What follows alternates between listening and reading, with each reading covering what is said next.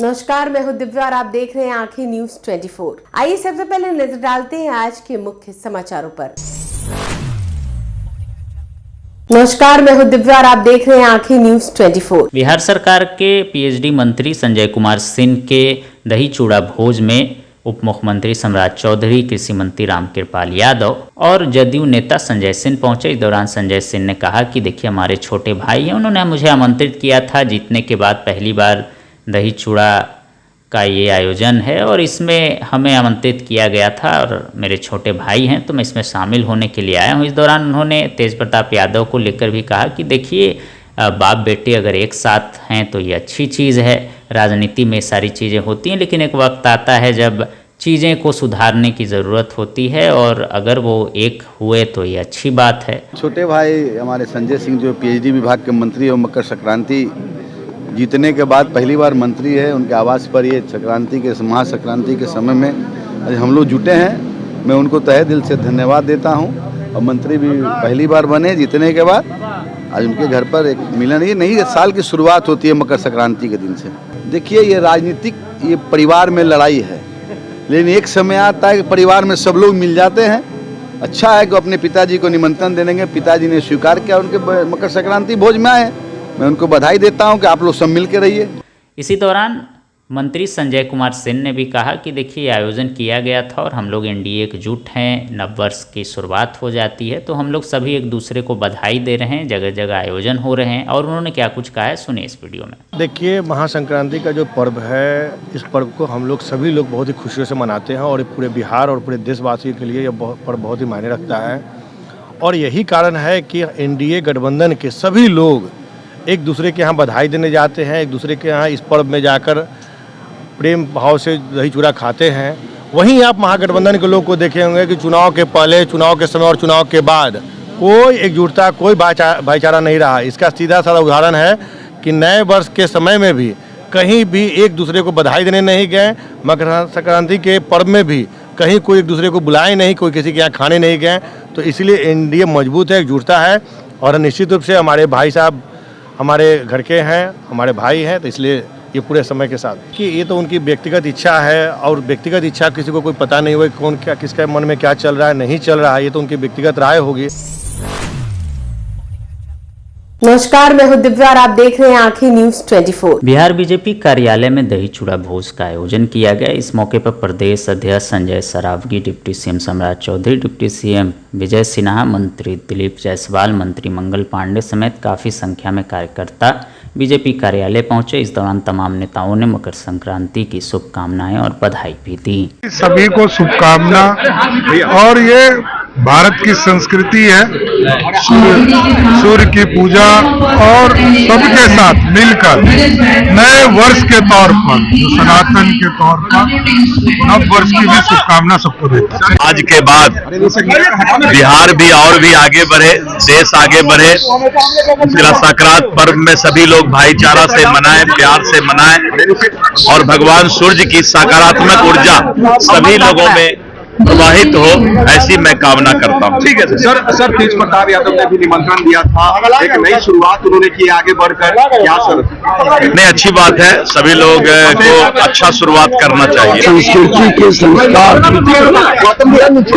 मकर संक्रांति सकारात्मक ऊर्जा का संचार, माँ भारती के संतानों के मन के अंदर शुभ्रता का भाव उत्पन्न होता है, शुभकामना होता है और कहीं न कहीं ये सकारात्मक ऊर्जा हम भारतीयों को गौरवान्वित करता है।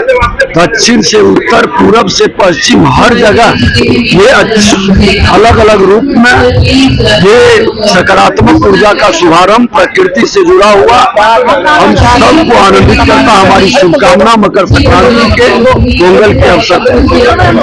तेज प्रताप यादव जी के यहाँ भी जाएंगे और अपने घर भी आए थे, एक मुस्कुराहट के साथ उन्होंने कहा कि आगे भविष्य में कुछ और पता चलेगा। ये मैं नहीं कह सकता हूँ, आज तो संयोग से मुझको बाहर निकलना है। नमस्कार, मैं हूं दिव्या और आप देख रहे हैं आंखें न्यूज 24। तेज प्रताप यादव ने 13 जनवरी को अपने सोशल मीडिया पर पोस्ट करके बताया था कि आज अपने पिताजी आदरणीय श्री लालू प्रसाद यादव जी, माताजी आदरणीय श्रीमती राबड़ी देवी जी से 10 सर्कुलर रोड स्थित आवास पहुंचकर मुलाकात कर आशीर्वाद प्राप्त किया और अपने छोटे भाई और बिहार विधानसभा में नेता प्रतिपक्ष तेजस्वी यादव से भी भेंट मुलाकात कर 14 जनवरी को मकर संक्रांति के अवसर पर आयोजित होने वाले ऐतिहासिक दही चूड़ा भोज कार्यक्रम हेतु निमंत्रण पत्र देकर आमंत्रित किया। साथ ही आज अपनी प्यारी भतीजी कात्यायनी को गोद में खिलाने का अद्भुत पल भी प्राप्त हुआ। तेज प्रताप यादव के मामा साधु यादव और प्रभुनाथ यादव भी उनके आवास पर दही चूड़ा भोज में शामिल हुए। आपको बता दें कि तेज प्रताप यादव के पिता और राजद सुप्रीमो लालू प्रसाद यादव भी इस चूड़ा दही भोज में शामिल हुए, जिससे अब सियासी अटकलें भी तेज हुई और परिवार के बीच जो दूरियां थीं उसको मिटने की भी बात कही जा रही है। इसके अलावा तेज प्रताप यादव के दही चूड़ा भोज में बिहार के राज्यपाल आरिफ मोहम्मद खान भी शामिल हुए।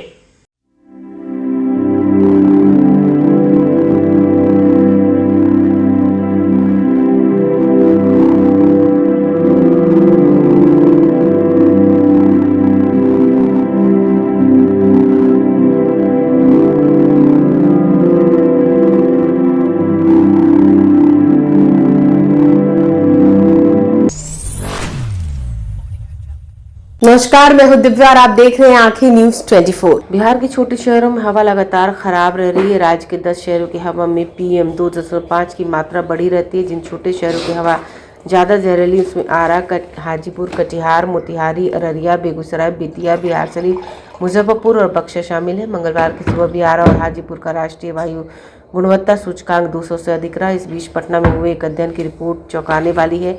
खुले नाले से निकलने वाले अमोनिया गैस भी हवा में PM 2.5 बना रही है। इससे वायु प्रदूषण काफ़ी बढ़ जाता है।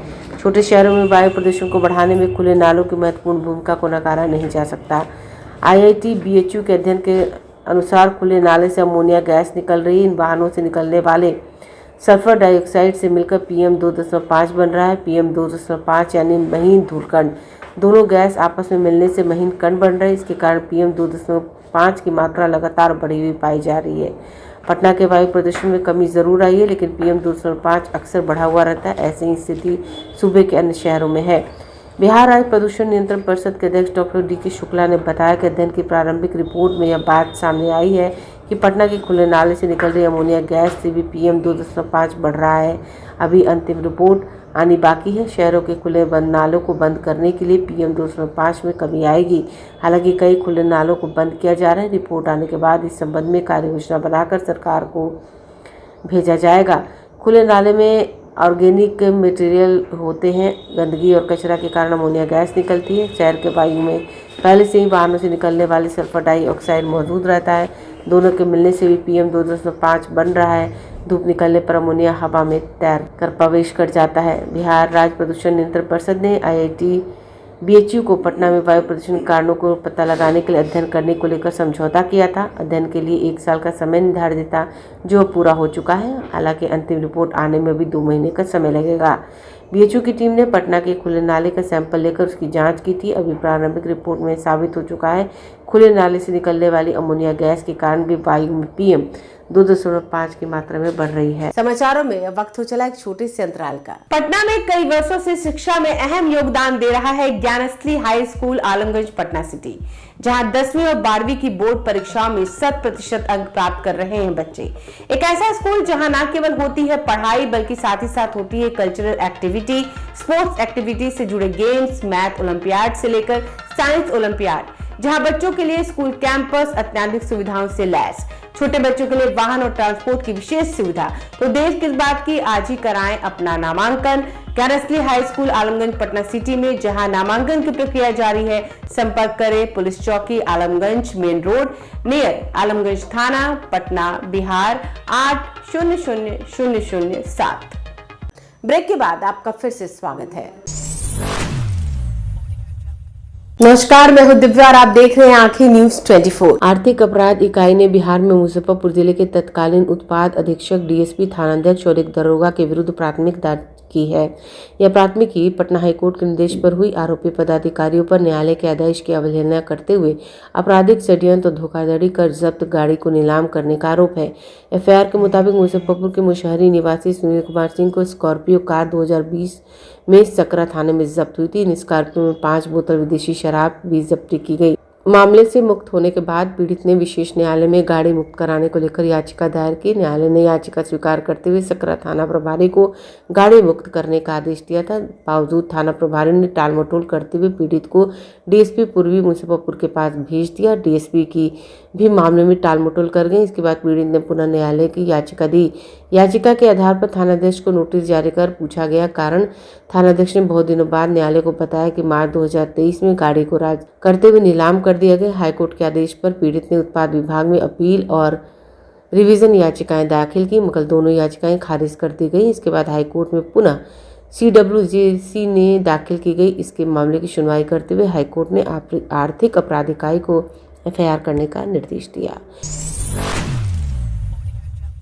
नमस्कार, मैं हूं दिव्या और आप देख रहे हैं आंखें न्यूज 24। बिहार में 3-4 दिनों तक मध्यम से घने स्तर का कोहरा छाए रहने की चेतावनी। हालांकि अधिकतम और न्यूनतम तापमान में विशेष बदलाव के आसार नहीं है। बुधवार को उत्तर बिहार के 1-2 स्थानों पर घना कोहरा छाए रहने का पूर्वानुमान है। हालांकि मंगलवार को प्रदेश के ज्यादातर शहरों के न्यूनतम तापमान में वृद्धि और अधिकतम तापमान में गिरावट आई है। राज्य का न्यूनतम तापमान 5 से 11 और अधिकतम तापमान 21 से 25 डिग्री सेल्सियस के बीच रहा।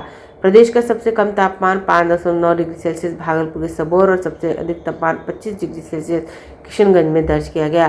प्रदेश में सबसे कम दृश्यता 400 मीटर पूर्णिया में रिकॉर्ड की गई। मंगलवार को एक बार फिर से पछुआ हवा चलने के कारण प्रदेश के ज्यादातर शहरों के अधिकतम तापमान में गिरावट आई और लोगों को दिन में भी ठंड का एहसास हुआ। मौसम विभाग के पूर्वानुमान के अनुसार अगले 2 दिनों तक राज्य के मौसम में विशेष बदलाव होने के आसार नहीं है। इसी कारण सुबह में कोहरा छाया रहेगा, लेकिन दिन में धूप निकलने के कारण लोगों को ठंड से आंशिक तौर पर राहत मिलेगी। पटना में बुधवार को सुबह के समय हल्के स्तर का कोहरा छाया रहेगा। दिन में धूप निकलने के कारण लोगों को ठंड से आंशिक तौर पर राहत मिलेगी। राजधानी के न्यूनतम तापमान में मंगलवार को 2 डिग्री सेल्सियस 0.2 डिग्री वृद्धि और तापमान में 0.3 डिग्री की गिरावट आई। न्यूनतम तापमान 10 और अधिकतम तापमान 21 डिग्री सेल्सियस रहा। पूर्णिया में मंगलवार सुबह सबसे कम न्यूनतम दृश्यता 400 मीटर दर्ज की गई। हालांकि पौ फटने के साथ धूप निकली। दोपहर होते ही धूप की गर्मी से लोगों को बाछें खिल उठी। सर्दी से पिछले 2 सप्ताह से परेशान लोगों ने राहत की सांस ली। लोग घरों से बाहर निकले। हालांकि आज पहले दिन बच्चों की मौजूदगी कम रही। मौसम विभाग के मुताबिक मंगलवार को न्यूनतम तापमान 9.1 डिग्री सेल्सियस रहा, जबकि अधिकतम तापमान 23.8 डिग्री सेल्सियस रिकॉर्ड किया गया। कुछ दिनों तक मौसम शुष्क रहने की संभावना है। मौसम विभाग ने अगले कुछ दिनों के दौरान राज्य के अनेक स्थानों में मध्यम से घना स्तर कोहरा छाए रहने की संभावना जताई है। अगले 4-5 दिनों के दौरान न्यूनतम तापमान में कोई विशेष परिवर्तन नहीं होने का पूर्वानुमान है। अगर आपने अभी तक हमारे चैनल को सब्सक्राइब नहीं किया है तो हमारे चैनल को जल्द से जल्द सब्सक्राइब करें, लाइक करें और शेयर करें। देश और दुनिया की तमाम खबरों को देखने के लिए लगातार देखते रहें आंखें न्यूज़ 24।